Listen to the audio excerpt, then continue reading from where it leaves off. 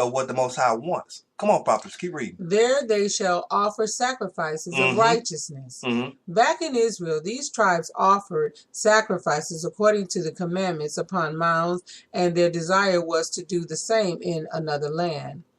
They erected pyramids, just as their forefathers did in ancient Egypt, in Tehunthan, at Uxmal, Takona, the borders of Chippaz, Pico, do Orizaka, etc. However, their sacrifices were anything but righteous. They sacrificed human flesh. Now that's true. We seen that. They still sacrificing, but they sacrificing human flesh to who?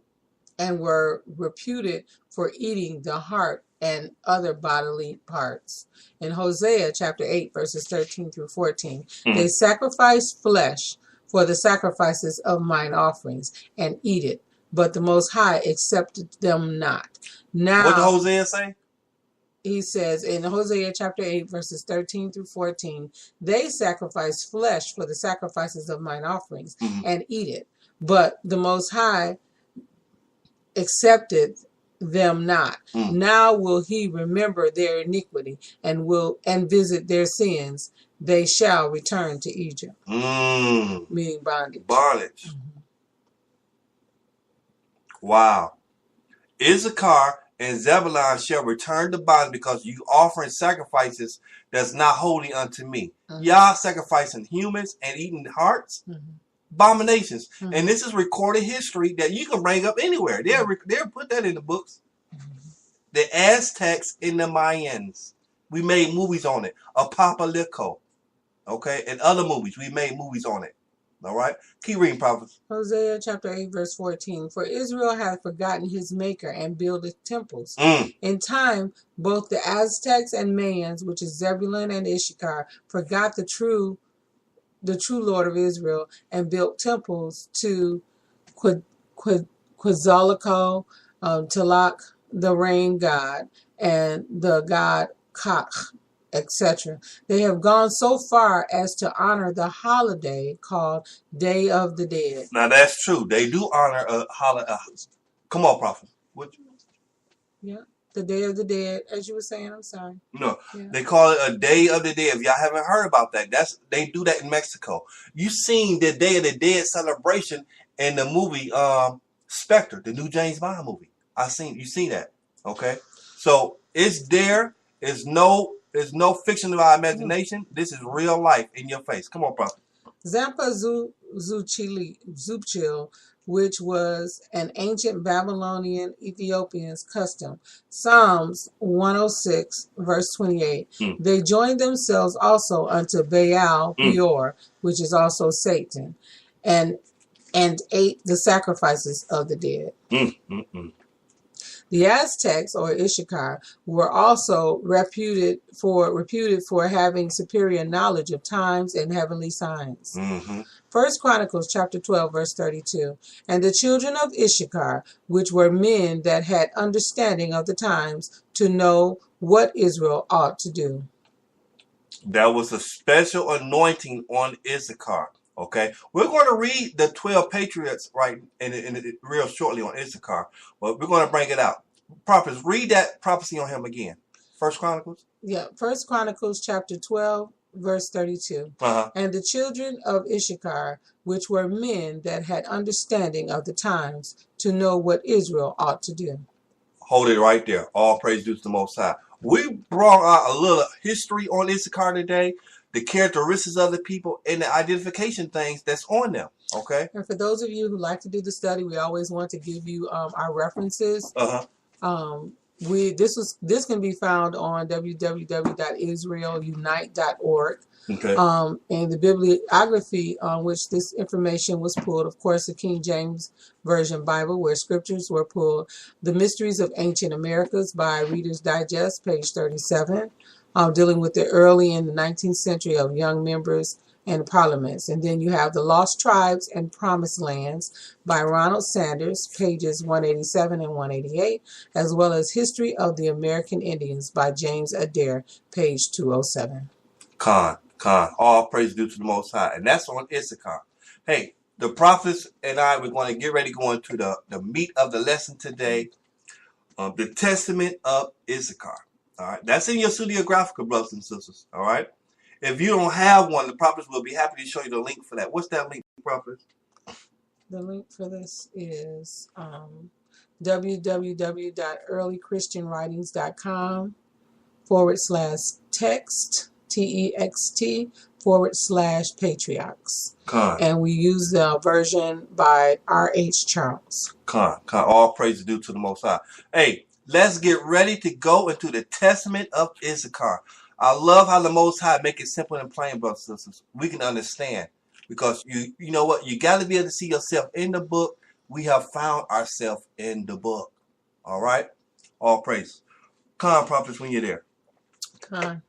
The copy of the words of Issachar. For he called his sons and said to them, Hearken, my children, to Issachar, your father.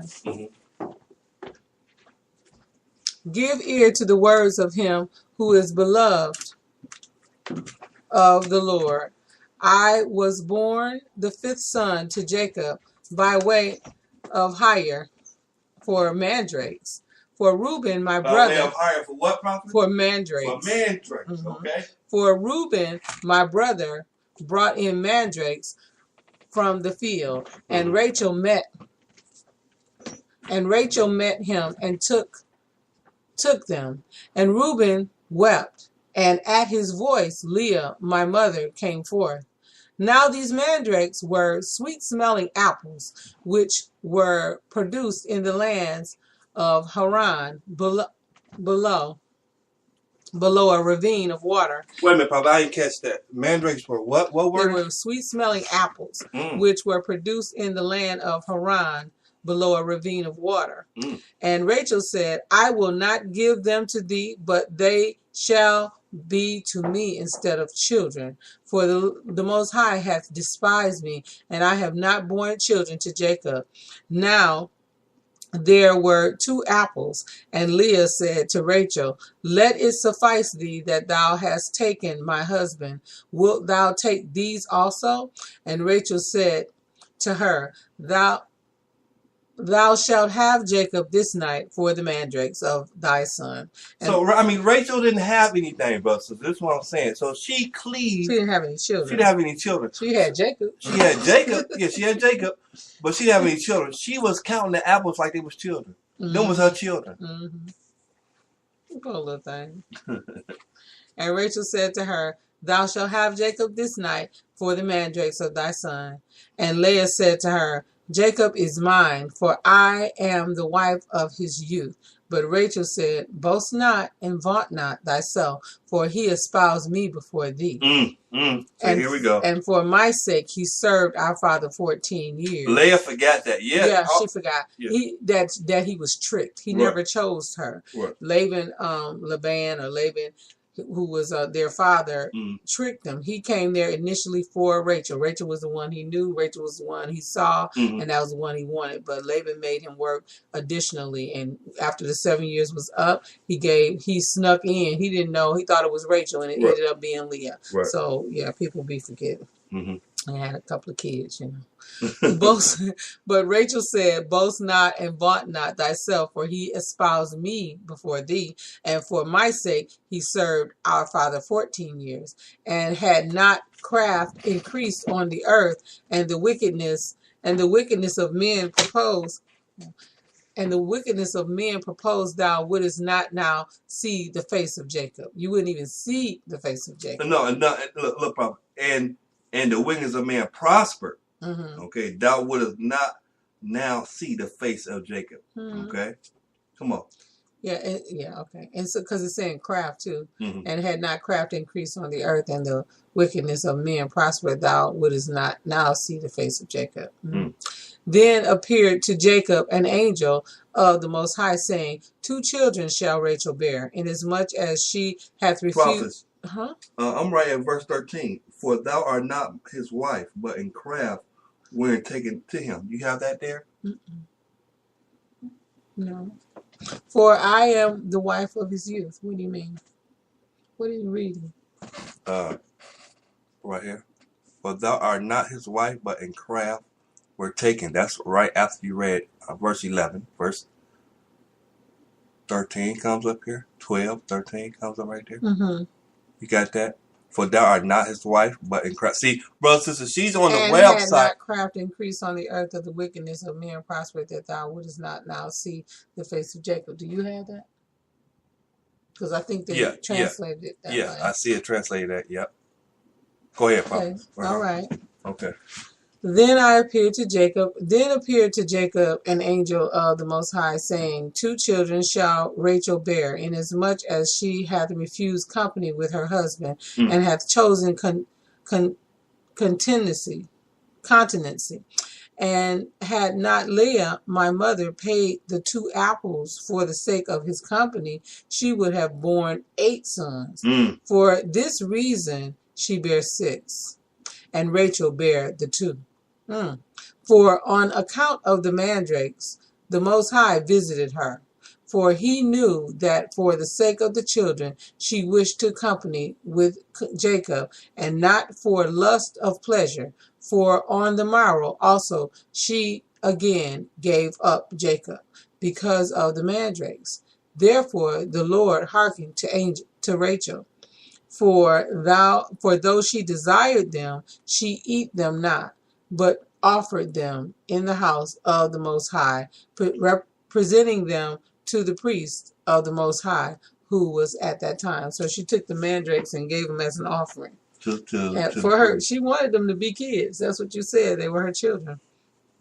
When therefore I grew up, my children I walked in uprightness of heart, and I became a husbandman for my father and my brethren. I brought in fruits from the field according to their season, and my father blessed me, for he saw that I walked in rectitude before him. And I was not a busybody in my doings, nor envious and malicious against my neighbors. I never slandered anyone, nor did I censure the life of any man, walking as I did in singleness of eye. Therefore, when I was 35 years old, I took to myself a wife, for my labor wore away my strength, and I never thought upon pleasure with women. But owing to my toil, sleep overcame me, and my father always rejoiced in my rectitude, because owing to my what? Owing to my... For working hard, owing to my toil. Sleep overcame me, and my father always rejoiced in my rectitude, because I offered through the priest to the Lord, to the Most High, all first fruits, then to my father also. And the Most High increased 10,000-fold his benefits in my hands. And also Jacob, my father, knew that the Most High aided my singleness. For on all the poor and oppressed I bestowed the good things of the earth in the singleness of my heart. Did you have something you wanted? Oh, no. Okay. And now hearken to me, my children, and walk in singleness of your heart. For I have seen in it all that is well pleasing to the Most High. The single-minded man coveteth not gold. He overreacheth not his neighbor. He longeth not after manifold dainties. He delighteth not in varied apparel. He doth not desire to live a long life, but only waiteth for the will of the Most High God. Issachar is saying walk in singleness of mind, right? He had single head, basically. Stay focused, right? Yeah. Keep your goal one goal. And you know that speaks to where we are in the enticement of the adversary. Because he gives you all these choices. Right. And so that's a distraction. Many people don't see it as a distraction, but according to our brother Issachar, it absolutely is a distraction. It's a distraction of your very soul. He doth not desire to live a long life, but only waiteth for the will of the Most High. And the spirits of deceit have no power against him. For he looketh not on the beauty of women, lest he should pollute his mind with corruption. There is no envy in his thoughts. No malicious person maketh his soul to pine away, nor worry with insatiable desire in his mind. For he walketh in singleness of soul, and beholdeth all things in uprightness of heart. shunning eyes made evil through the error of the world,